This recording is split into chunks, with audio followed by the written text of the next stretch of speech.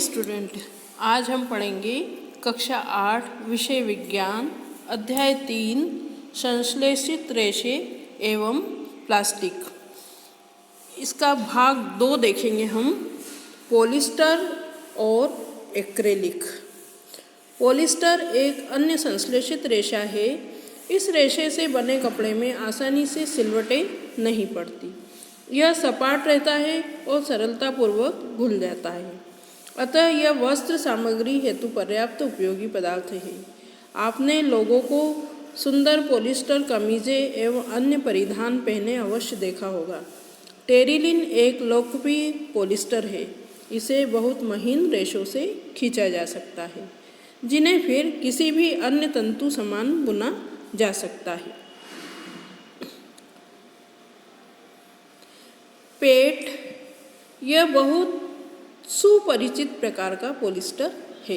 इसका उपयोग बोतलें, बर्तन, फिल्म, तार और अन्य उपयोगी उत्पादों के निर्माण हेतु किया जाता है। चारों ओर दृष्टि घुमाइए और पॉलिस्टर से निर्मित वस्तुओं की एक सूची बनाइए। हम पॉलिस्टर का कपड़ा पहनते हैं और कपड़े के अलावा उसके अन्य सामान, बोतलें, बर्तन, है ना, फिल्म, तार, ये सामान भी उससे बनाए जाते हैं।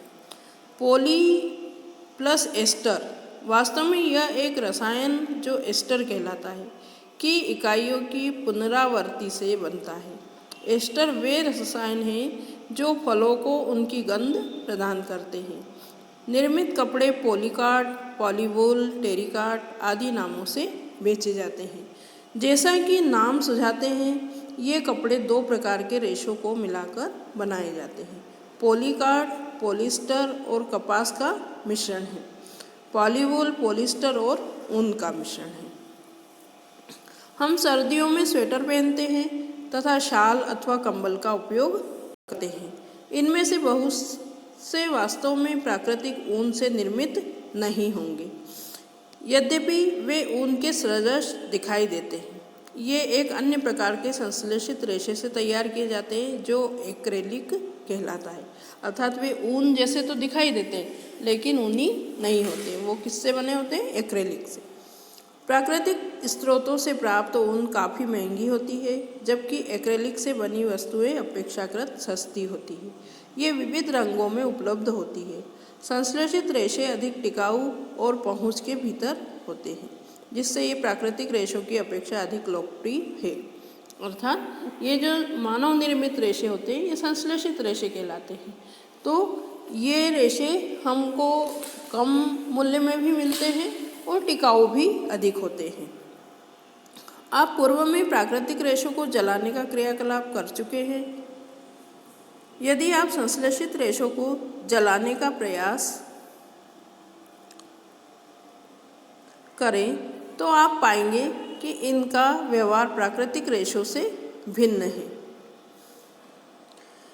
आप यह भी पाएंगे कि संश्लेषित रेशे गर्म करने पर पिघल जाते हैं। यह वास्तव में संश्लेषित रेशों का एक हानिकारक गुण है।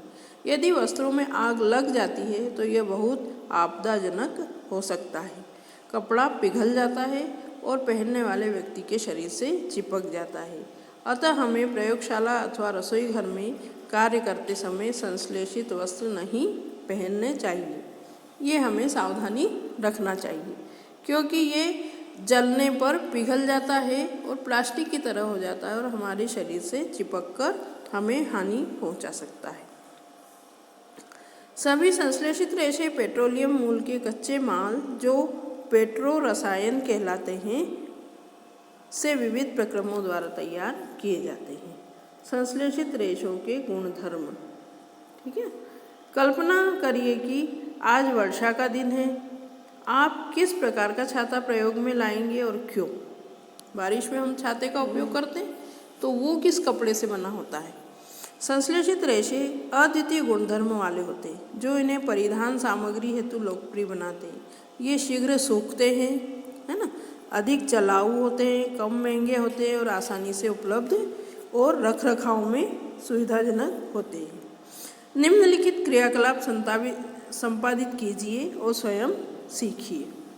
एक आकार के 2 कपड़े के टुकड़े लीजिए, प्रत्येक लगभग आधा मीटर वर्ग का हो। इनमें से एक प्राकृतिक रेशों से निर्मित होना चाहिए और दूसरा संश्लेषित रेशों से बना हो सकता है। इन टुकड़ों के चयन हेतु अपने माता पिता की मदद ले सकते हैं। टुकड़ों को पृथक बीकरों या मग्गों में भिगोइए जिनमें बराबर मात्रा में जल भरा हो।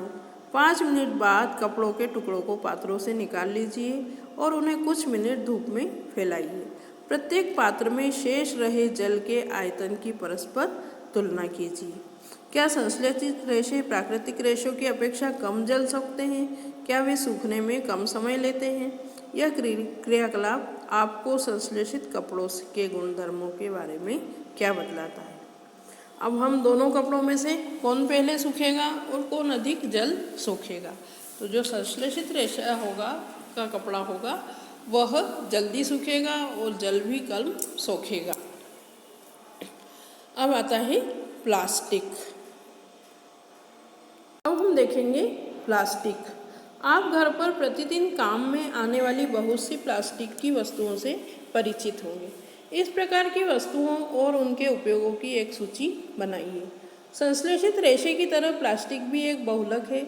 सभी प्लास्टिकों में इकाइयों की व्यवस्था एक ही प्रकार की नहीं होती। कुछ में यह रेखीय होती है तो अन्य में यह दीर्घबद्ध या क्रॉसबद्ध होती है। प्लास्टिक की वस्तुएं सभी संभव आकारों और साइजों में उपलब्ध है, जैसा आप चित्र 3.7 में देख रहे हैं। यहाँ आप चित्र में देख रहे हैं कुर्सी है, बाल्टी है, मग है ना। तो ये अलग अलग साइज और आकारों के होते हैं। क्या आपको आश्चर्य नहीं होता कि यह कैसे संभव है? तथ्य यह है कि प्लास्टिक आसानी से सांचे में ढाला जा सकता है, अर्थात इसे कोई भी आकार दिया जा सकता है। प्लास्टिक का पुनः चक्रण हो सकता है, इसे पुनः प्रयुक्त किया जा सकता है, इसे रंगा और पिघलाया जा सकता है, इसे बेलकर चद्दरों में बदला जा सकता है अथवा इसकी तारें बनाई जा सकती है। इसलिए इसके इतने विभिन्न प्रकार के उपयोग होते हैं। पॉलीथीन प्लास्टिक का एक उदाहरण है जो सामान्य उपयोग में आने वाली पॉलीथीन थैलियों के बनाने के काम में आता है। अब आप स्वयं प्लास्टिक के टुकड़े को मोड़िए। क्या सभी प्लास्टिक वस्तुएं सरलतापूर्वक मोड़ी जा सकती हैं? आप देखेंगे कि कुछ प्लास्टिक की वस्तुएं सरलतापूर्वक मोड़ी जा सकती है, जबकि कुछ मोड़ने हेतु बल लगाने पर टूट जाती है। जब हम एक प्लास्टिक की बोतल में गर्म जल डालते हैं तो वह विकृत हो जाती है, अर्थात वो टेढ़ी मेढ़ी हो जाती है। ऐसा प्लास्टिक जो गर्म करने पर आसानी से विकृत हो जाता है और सरलतापूर्वक मुड़ जाता है, थर्मोप्लास्टिक कहलाता है। पॉलीथीन और पीवीसी थर्मोप्लास्टिक के कुछ उदाहरण हैं, अर्थात ये सरलतापूर्वक मुड़ जाता है और गर्म करने पर टेढ़ा मेढ़ा हो जाता है, अर्थात विकृत हो जाता है। क्या कहलाता है? थर्मोप्लास्टिक। इनका उपयोग खिलौने, कंघियाँ और विभिन्न प्रकार के पात्रों के बड़े पैमाने पर निर्माण हेतु किया जाता है। दूसरी ओर कुछ प्लास्टिक ऐसे हैं जिन्हें एक बार सांचे में ढाल दिया जाता है तो इन्हें ऊष्मा देकर नरम नहीं किया जा सकता।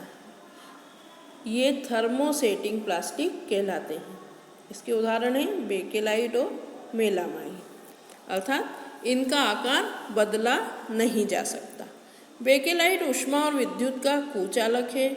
यह बिजली के स्विच, विभिन्न बर्तनों के हत्थे आदि बनाने के काम आता है। मेलामाइन एक बहुउपयोगी पदार्थ है। यह आग का प्रतिरोधक है तथा अन्य प्लास्टिक की अपेक्षा ऊष्मा को सहने की क्षमता रखता है। यह फर्श की टाइलें, रसोई के बर्तन, कपड़े बनाने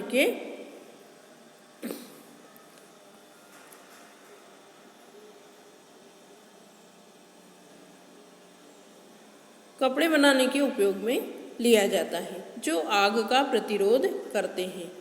चित्र 3.8 में थर्मोप्लास्टिक और थर्मोसेटिंग प्लास्टिक के विभिन्न उपयोगों को प्रदर्शित किया गया है। ये आप चित्र में देख रहे हैं कि थर्मोसेटिंग प्लास्टिक से निर्मित वस्तुएं ये देख रहे हैं आप, स्विच बोर्ड है, तस्तरी है, ट्रे है ना, बाउल है, ये एक हत्ता है। और इधर थर्मो प्लास्टिक है ना, तो इसमें ये डिब्बा बना हुआ है ना, ये तार बने हुए हैं, तो इनका अलग अलग प्रकार से उपयोग होता है। अब हम देखेंगे विकल्प पदार्थ प्लास्टिक, है ना, मतलब इसका क्या विकल्प हो सकता है। आज यदि हम कोई खाद्य सामग्री, जल, दूध, अचार, सूखे मेवे आदि के संचयन करने की सोचे तो प्लास्टिक पात्र सबसे सुविधाजनक लगते हैं। इसका कारण उनका हल्का भार, अर्थात इन्हें क्यों उपयोग में लाया जाता है, कम कीमत, अच्छा सामर्थ्य और उपयोग में आसानी। धातुओं की अपेक्षा हल्के होने के कारण प्लास्टिक का उपयोग कारों, वायुयानों और अंतरिक्ष यानों में भी होता है। उपयोग की यह सूची असीमित है। यदि हम चप्पल, फर्नीचर और सजावट की वस्तुओं आदि से गिनना प्रारंभ करें। आइए अब प्लास्टिक के अभिलाक्षणिक गुणों की विवेचना करें, अर्थात इस कारण से हम प्लास्टिक को उपयोग में लाते हैं। अब हम आगे देखेंगे कि प्लास्टिक के किन गुणों के कारण हम उन्हें अधिक उपयोग में लाते हैं। तो पहला गुण है प्लास्टिक अनभिक्रियाशील है, अर्थात वह क्रिया नहीं करता है।